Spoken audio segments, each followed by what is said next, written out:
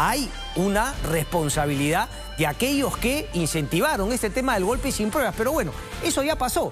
Pero, claro, meten a todos. Ahora el principal enemigo del presidente de la República y de su entorno de ayeros no es la oposición política, si se quiere, del Congreso de la República, sino claramente la justicia. Y por la justicia entendamos al Ministerio Público y al Poder Judicial. 6 casos, señores, 6 investigaciones fiscales que incluyen al presidente de la República, Pedro Castillo, y me parece que es hora de que, para que la gente no se confunda y haya claridad, y sobre todo algunos incautos, ¿no? No vayan a caer en el juego, ¿no? En las mentiras, en la victimización, repito, del presidente Chero, Aníbal Torres y Alejandro Salas, de querernos contar estos cuentos de que el Ministerio Público estaría siendo manipulado por medios de comunicación manipulados por la oposición, el Ministerio Público, el Poder Judicial, rendidos a los pies de esta oposición política que también tiene anticuchos y problemas con la justicia. Es decir, una victimización sin pies ni cabeza. Pero bueno, estos son los 6 casos, se los contamos rapidito para avanzar con el programa. Ponme el cuadro, por favor. Ahí estamos, ahí está. Qué bonito. A ver, primero el caso plagio. Esto en los últimos días ha tenido, digamos, una novedad, ¿no? El fiscal diciendo que archivaba el caso por un tema de prescripción de tiempo, pero entiendo, con cargo a confirmarlo la próxima semana, que sería otra fiscalía la que estaría empoderada para poder continuar con este caso de plagio. Dicho sea de paso, aquí está incluido con su esposa, Lilia Paredes Navarro, y cómo no, la Universidad César Vallejo por el tema de la maestría, y que no era simplemente un anhelo académico, era una maestría que tenía una repercusión directa en la calificación que iba a tener como maestro tanto Castillo como su esposa, y sobre todo en la parte remunerativa. Y además pende la sospecha de que se haya hecho no en la fecha en que se entregó, sino posterior, con fecha anterior, justamente para lograr el tema del billetito.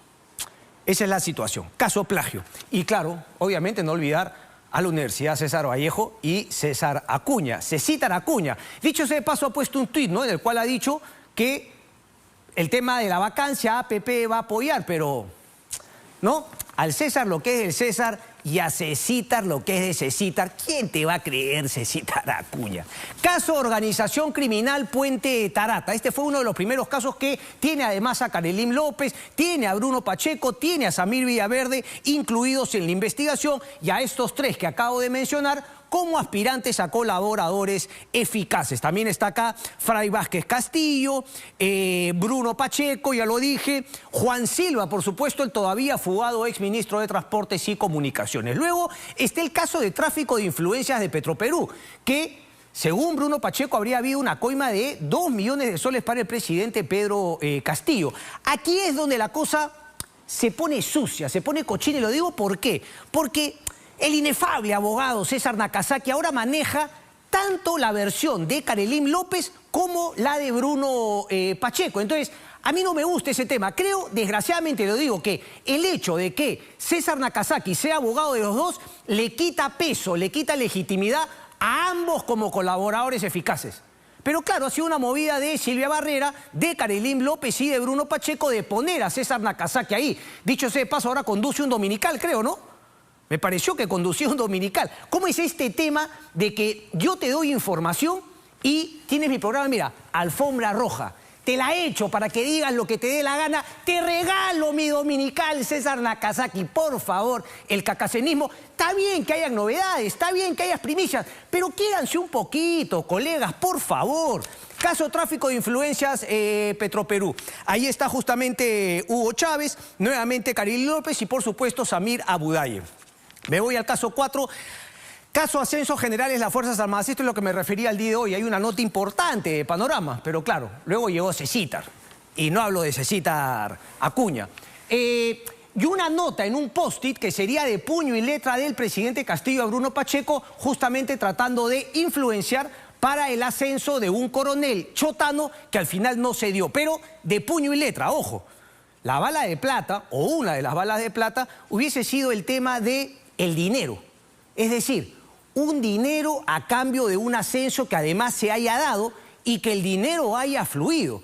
lo escribió Fernando Vivas la semana pasada, cuando, como lo dije, yo también lo adelanté acá, me parecía que la Fiscalía estaba haciendo su trabajo una vez que se entregó Bruno Pacheco, recabando información y que iba a tomar medidas. Dicho sea de paso, las tomó esta semana justamente con la detención de Jennifer Paredes. Ahorita vamos a hablar de ese caso, pero lo que decía, que comentó Fernando Vivas hace algunos días, es la importancia de ir a buscar a los privados, es decir, a los que no son funcionarios públicos, a los que no son lobistas, sino a los que entregaron la coima. Así como tenemos a un Samir Villaverde que confirma que entregó 100.000 soles, ¿dónde están esos generales que efectivamente ascendieron pagando 20.000 o 30.000 dólares?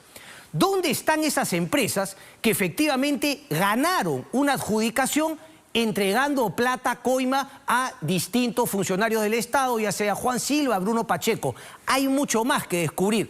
Follow the money, dicen los gringos. Sigan la plata, y eso me parece que es fundamental. Ahorita voy a hablar de ese tema también de la plata. El caso encubrimiento personal que planteó Mariano González, justamente a raíz de esta llamada del presidente Castillo, que le decía, ¿por qué has conformado el equipo con Harvey Colchado, etcétera, etcétera? Desgraciadamente el ministro del Amor lo volvieron a capar y no la grabó, solamente nos la cuenta. El caso organización criminal, esta es la última, ¿ok? Caso organización criminal, que es la adjudicación de obras en el Ministerio de Vivienda. Ahí está Pedro Castillo, pero también está Heiner Alvarado, el entonces ministro de Vivienda y Construcción, pero claro, hoy nuevamente lo ponen en el Ministerio de Transportes y Comunicaciones, es decir, un señor envuelto en una investigación de organización criminal, lo premian. Por eso César Azabache decía muy interesantemente con Mónica Delta que este concepto, este argumento de defensa de decir que el presidente no sabía, no tiene sentido, porque si uno no sabe y se entera de que hay corrupción, por favor, y se entera que hay corrupción, a ver, si se entera que hay corrupción, lo primero que va a hacer es empezar a despedir a todo el mundo, votar a todo el mundo, porque obviamente hay corrupción en su entorno. Así que ese argumento es una tontería por donde se le vea. Pero más bien, en vez de sancionarlo a Heiner Alvarado, lo premian y lo ponen en el Ministerio de Transportes y Comunicaciones. Sentido es lógico. Primero, tapar las corruptelas que ya se hayan hecho, y segundo, obviamente, ver si es que la posibilidad de seguir robándole, ¿no? Seguir beneficiándose de este botín que es el Estado para este gobierno. Otro tema, aquí está, decía, en la organización criminal liderando Pedro Castillo, Heiner Alvarado, pero está Lilia Paredes, la presidenta del presidente de la la esposa del presidente de la República, obviamente también Jennifer Paredes, y digamos, el espacio geográfico de esta organización criminal es interesante porque es Palacio de Gobierno, donde se reunían, el Ministerio de Vivienda y Construcción, donde también se reunían, pero finalmente todo parece centrarse en el distrito y en la municipalidad de Anguía. Por eso es que su alcalde también ha sido detenido. Esos finalmente son los 6 casos. Aquí nuevamente me leí todo el documento, todo el auto por el cual el juez efectivamente otorgó la detención preliminar por 10 días a estas 4 personas. Están los hermanos Espino también. Y nuevamente, ¿no? Porque ¿cuál es el papel de los hermanos de Lilia Paredes? Es lo que uno se pregunta. Le entregan 90.000 soles a los hermanos Espino Lucano. ¿Ellos son testaferros? ¿Son testaferros del alcalde de Anguía? ¿Hay una sociedad en la cual se reparten los beneficios, los Espino Lucana con la empresa, Lilia Paredes con su hermana Jennifer Paredes? Eso todavía no queda claro en el auto. Pero claro, esto es justamente las razones por las cuales se ha hecho la detención preliminar y lo que tendrá que investigar y definir el Ministerio Público para posteriormente, digamos, tener más elaborado la posibilidad de una acusación fiscal. Me parece fundamental, porque aquí nuevamente me parece que está faltando algo. Se bosqueja muy bien cómo se habrían logrado las influencias, pero lo que falta es si es que de esas obras, por ejemplo en Anguía, el Estado peruano le ha entregado plata a la empresa de los Espino Lucano. Y si es que esa plata ha entrado, ¿a dónde ha ido a parar? ¿Se ha gastado efectivamente en la obra o la obra todavía no ha iniciado? Lo que sabíamos es que todas las obras han quedado incompletas.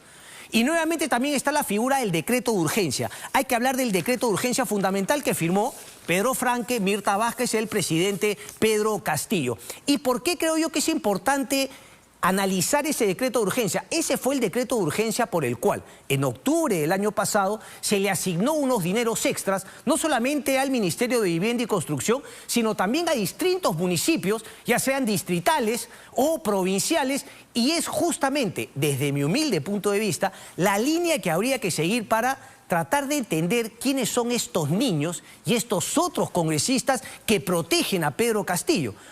Los congresistas no tienen capacidad de gasto, pero sí tienen la capacidad de, si se amarran con el gobierno, juntar a algunos amigos que tengan empresas. Ellos todos vienen, los congresistas, muchos de ellos de partidos políticos en sus regiones, que han tenido cargos en municipios, etcétera. Solamente bastaría encontrar a una autoridad amiga del congresista, y ahí armar el triángulo por el cual reciben la plata para la obra pública, para el distrito que tiene una autoridad amiga, y ahí empieza justamente la repartición de plata, la repartición de coimas que asegura los votos a favor de Pedro Castillo en el Congreso de la República. Esa es una investigación fundamental. Ya hay una investigación abierta para los niños en el Congreso de la República. Los niños, creo yo, serían mucho más, y esas serían las prebendas, las coimas, para justamente votar y seguir protegiendo a Pedro Castillo desde el Congreso de la República.